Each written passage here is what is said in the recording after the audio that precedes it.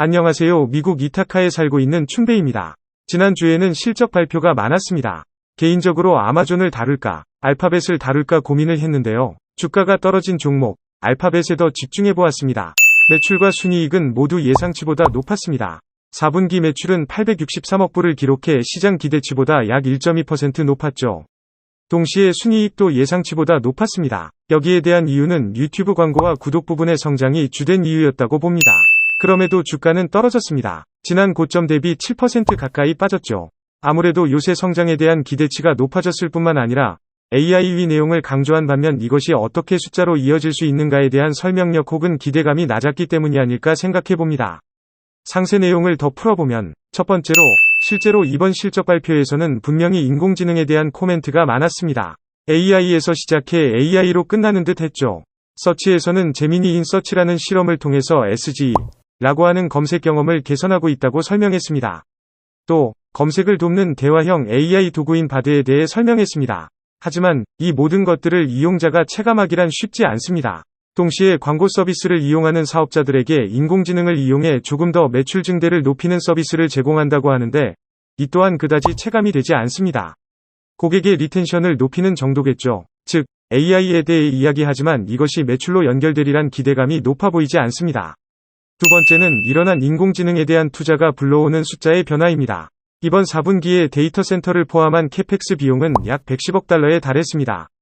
지난 2022년 4분기 비용인 76억 달러 대비해서는 매우 큰 금액이죠.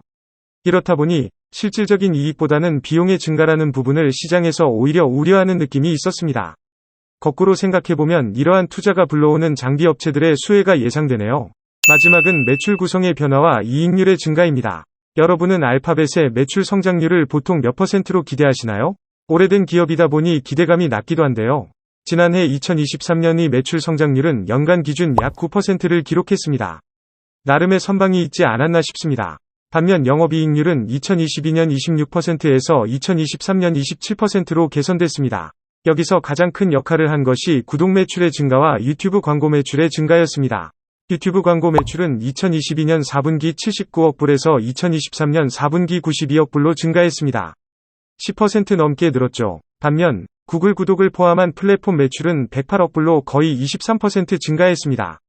증가율은 꽤나 컸죠. 또 다른 사업부인 클라우드 쪽도 이익이 흑전으로 개선되기는 하였지만 그 숫자가 다른 사업부 대비 워낙 작기 때문에 눈에 띄지는 않았습니다.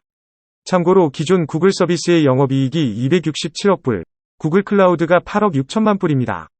즉, 전체 성장은 앞서 언급한 유튜브 광고와 구독 매출이 성장을 이끌었습니다. 어떻게 보면 우리가 지금 시청하고 있는 유튜브의 성과가 점차 부각되고 있는 순간이라고 생각합니다. 문제는 여기에 대한 속도와 지속성, 그리고 마진의 추가적인 상승에 대한 여력인 듯합니다. 광고와 구독, 네트워크를 포함한 구글 서비스 영업이익률은 4분기에 35%까지 상승했습니다. 물론 1대1로 매칭할 수는 없지만 어도비 같은 구독 기업의 영업이익률이 35% 부근인 것을 감안하면 이익률의 추가 상승보다는 매출의 성장에 기대야만 하는 구간이 아닐까 합니다. 그렇다 보니 이익의 성장에 의문을 갖게 되는 것이죠. 추가로 이번 분기에는 알파벳 레벨 액티비티라고 하는 부분에서 영업 손실이 지난해보다 크게 발생했습니다. 인력 감축이나 오피스 공간 축소와 같은 부가적인 작업에 금액 지출이 발생했죠. 약 30억 불 정도이니 적은 숫자는 아니었습니다. 사실상 이번 분기 이익은 원래 더 높았다는 것이죠. 참고할 정보입니다. 알파벳의 밸류에이션은 과거 대비 부담스럽다는 느낌은 아닙니다. PER은 야후 파이낸스 정보 기준 포워드 21배가 예상되고 있습니다. 반면에 PBR은 6.3배입니다. 사실 PBR은 부담스럽지만 나스닥 지수의 PBR이 금리 상승에도 높아졌기에 민감하게 반응할 필요는 없어 보입니다. 오히려 PER을 살펴봤을 때는 과거 밴드의 20배 언더로는 잘 가지 않았던 것을 감안하면 매크로 시장의 충격에 따른 광고에 큰 부진이 발생하지 않는 한 밸류에이션 부담이 덜해 보이네요. 또 이익의 성장을 노려보는 유튜브의 구독료는 꾸준히 상승하는 추세죠. 시장에 과매도가 나온다면 매수의 포인트가 생길 수 있겠습니다. 요새 실적 발표도 많고 작게나마 포지션을 유지한 기업들에서 좋은 실적이 나오니 기분이 좋네요. 그러면 구독자분들 곧 한국의 명절인데 즐겁게 한 주 시작하세요. 이상 이타카 교포 박춘배였습니다. 사랑해요 여러분.